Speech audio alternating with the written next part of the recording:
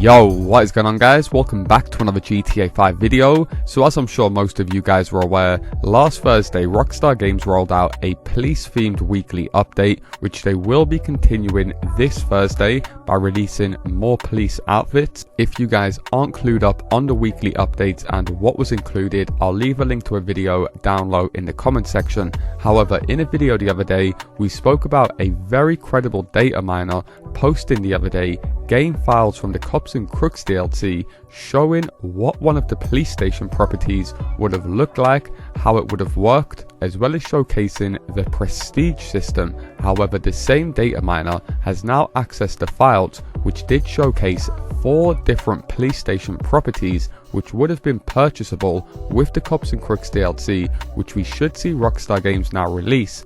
And now that they are starting to release all of the other police content, I mean, it doesn't make sense to have police outfits, police vehicles, weapons, missions, and not have a property to go ahead and launch all of these jobs from. Of course, the Cluck and Bell Farm Raid, which was released a couple of years ago now, was also a mini heist included with the COPS N CROOKS DLC, which we do know Rockstar Games have got a few of. So in today's video, we are going to be fully breaking down all of these brand new leaks with the brand new police station properties. I'm going to be showing all of you guys the confirmed locations, as well as a bit more information on how these things are going to work. So as always, if you guys do want to enjoy the video and you do appreciate me keeping you up to date with all of the latest GTA 5 news, all I ask is you do return the favor by dropping a like down below, and if you guys are new around here, hit that subscribe button and turn notifications on, as I do post daily GTA 5 videos. With that being said, let's get into the video.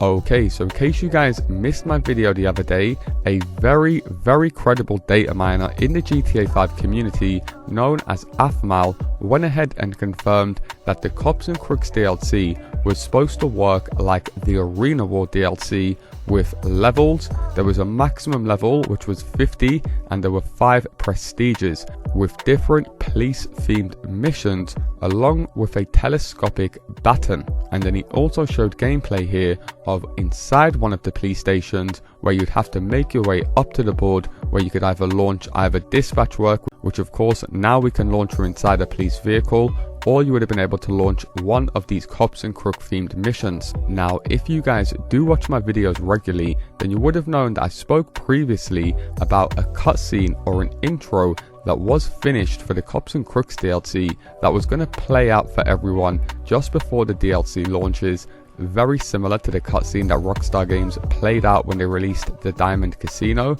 However, the same data miner known as Afmal went ahead and said, once you spawn in after watching the introduction of the COPS N CROOKS DLC, proving up to 4 purchasable police stations and that of Mission Row, and noted as the default one. So of course, if you guys aren't aware, Mission Row, which is the main police station, the one that you guys can see on screen, slap bang in Los Santos, many different missions and heists of course include this location. So most of you guys would have visited this police station before, and if you guys haven't, here is the location where you can go ahead and find the Mission Row police station, which would have been a purchasable property with the COPS N CROOKS DLC. Now, as I'm sure a lot of you guys are aware, a few years ago there was a free mode event which took part inside of the police station where you'd have to make your way inside to accept one of the free mode works. Rockstar Games have now gone ahead and removed that mission,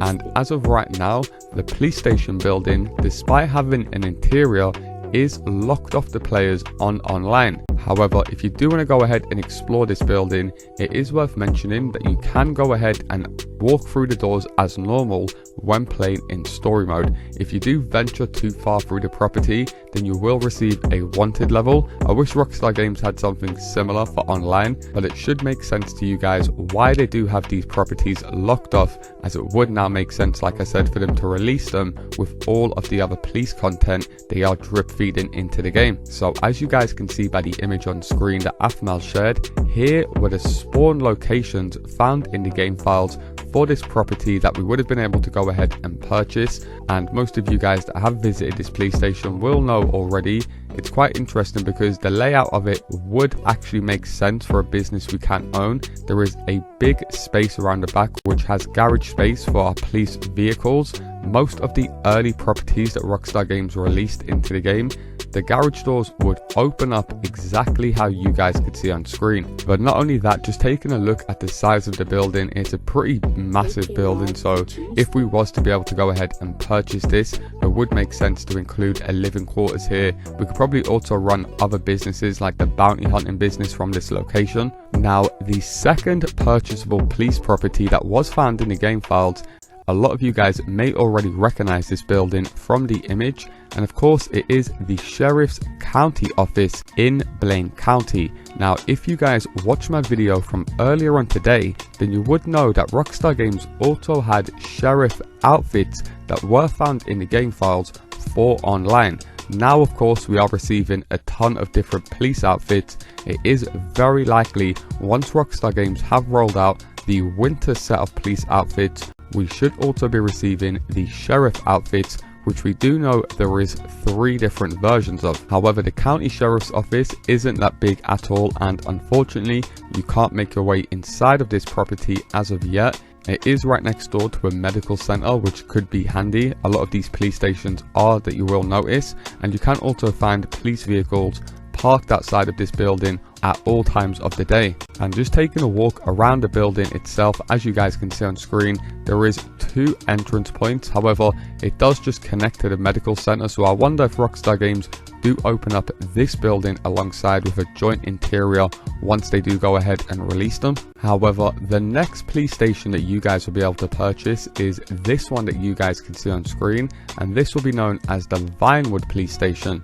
Very obvious location. Driving up towards the casino, you will notice this is also a massive building. Usually spawns a helicopter on the roof, and just like Mission Row, also has garage space available, which most likely was intended to be used by us guys for our police vehicles. However, as you guys can see on screen and taking a look just at the roof size, this was also a massive building. Now, there is also 2 entrances to this police station, as you guys can see on screen. Once again, you can't enter this police station as of right now, but you will always find police officers hanging around this building, having coffee and just talking nonsense. However, as far as the 4th purchasable police station that was found in the game files, and it will be this location that you guys can see on screen, and this is actually a police station that can be found in Paleto Bay. So this police station is furthest north of the map, and as you guys can see on screen, it does have this nice artwork of a police officer on the side showing a sheriff, which is a pretty unique touch for a police station, I've got to say.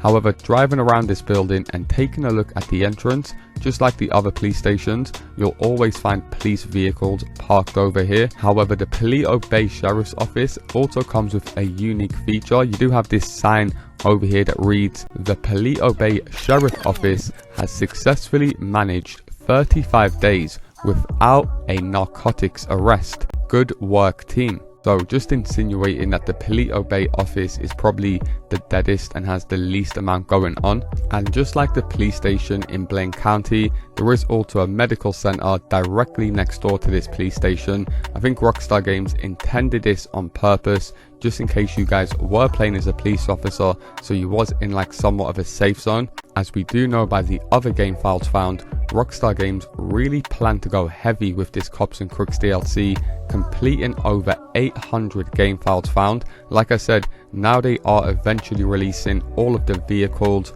weapons, outfits, missions. The police stations really are just the final part of the COPS N CROOKS DLC that it's very likely we could see Rockstar Games include with an upcoming DLC. And like I said, I have covered more leaks to do with the cut content that we should be seeing in the game very soon. So if you do want a full rundown on all of the upcoming DLC content, I'll leave links to videos down low in the comment section. However, that is going to do it from me, guys. As always, if you do appreciate me keeping you up to date with all of the latest GTA 5 news, all I ask is you do return the favor by dropping a like down below, and if you guys are new around here, hit that subscribe button and turn notifications on, as I do post daily GTA 5 videos. Thanks a lot for watching, and I'll see you in my next video.